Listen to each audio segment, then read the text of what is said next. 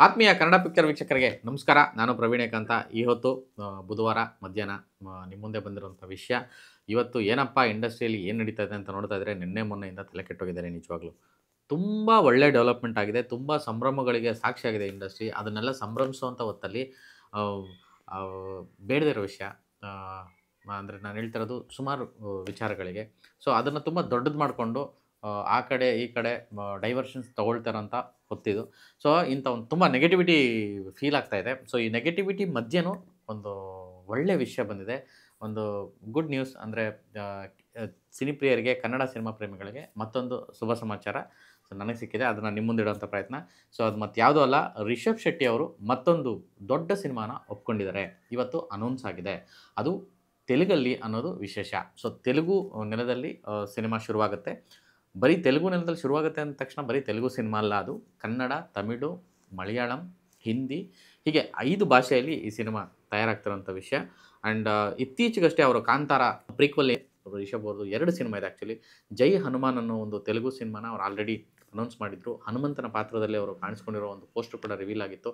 So ಅದರ ಬೆನ್ನಿಗೆ ಮತ್ತೊಂದು ಸಿನಿಮಾ. ವಿಶೇಷ ಅಂದರೆ ಈ ಸಿನಿಮಾನ ಡೈರೆಕ್ಟ್ ಮಾಡ್ತಿರೋದು ರಾಜಮೌಳಿ ಅವರ ಶಿಷ್ಯ ಅಶ್ವಿನ್ ಗಂಗರಾಜ್ ಅನ್ನೋರು ಈ ಸಿನಿಮಾನ ಡೈರೆಕ್ಟ್ ಮಾಡ್ತಿದ್ದಾರೆ. ರಾಜಮೌಳಿ ಅವರ ಜೊತೆಗೆ ಸಾಕಷ್ಟು ಸಿನಿಮಾಗಳಿಗೆ ಅವರು ಕೆಲಸ ಮಾಡಿದ್ದಾರೆ. ತುಂಬ ದೊಡ್ಡ ದೊಡ್ಡ ಸ್ಕೇಲ್ ಸಿನಿಮಾಗಳಿಗೆ ಅವರು ವರ್ಕ್ ಮಾಡಿದ್ದಾರೆ.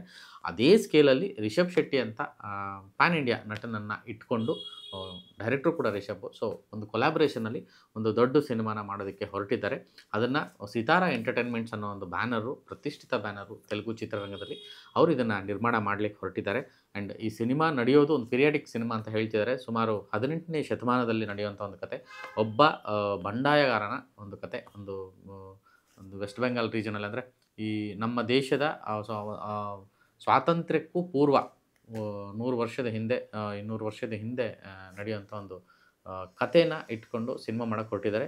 ಒಂದು ವಾರಿಯರ್ ರೋಲಲ್ಲಿ ರಿಷಬ್ ಶೆಟ್ಟಿ ಕಾಣಿಸ್ತಾರೆ ಅಂತ ಹೇಳಲಾಗ್ತಿದೆ. ಸೊ ಈ ಸಿನಿಮಾದ ಕುರಿತು ಬೆಳಗ್ಗೆ ಇವತ್ತು ಆ ಪೋಸ್ಟ್ರು ಆಚೆ ಬಿಟ್ಟಿದ್ದೇನೆ. ತುಂಬ ದೊಡ್ಡ ಸಂಚಲನ ಶುರುವಾಗಿದೆ. ಕಾಂತಾರ ಒಂದು ಕಡೆ ಬರ್ತಾ ಇದೆ, ಇನ್ನೊಂದು ಕಡೆ ಜೈ ಹನುಮಾನ್, ಮತ್ತೊಂದು ಕಡೆ ಈ ಥರದ್ದೊಂದು ಸಿನಿಮಾನ ರಿಷಬ್ ಒಪ್ಕೊಂಡಿರೋದು. ಒಬ್ಬ ನಿರ್ದೇಶಕನಾಗಿ, ನಟನಾಗಿ ಅವರು ಗಳಿಸಿರುವಂತಹ ವರ್ಚಸ್ಸು ಮತ್ತು ರೀಚ್ ಆಗಿರುವಂಥ ರೀತಿಗೆ ಇವತ್ತು ಈ ಸಿನಿಮಾ ಮೇಲೆ ತುಂಬ ದೊಡ್ಡ ನಿರೀಕ್ಷೆ ಹುಟ್ಕೊಂಡಿದೆ. ಇದರ ಇನ್ನಷ್ಟು ಡೀಟೇಲ್ಸು ಅದು ಆಚೆ ಬಂದ ಮೇಲೇ ಗೊತ್ತಾಗುತ್ತೆ. ಸೊ ಇವತ್ತಿಗೆ ಇದೊಂದು ಸಂತಸದ ಸುದ್ದಿ ಇಂಡಸ್ಟ್ರಿಗೆ.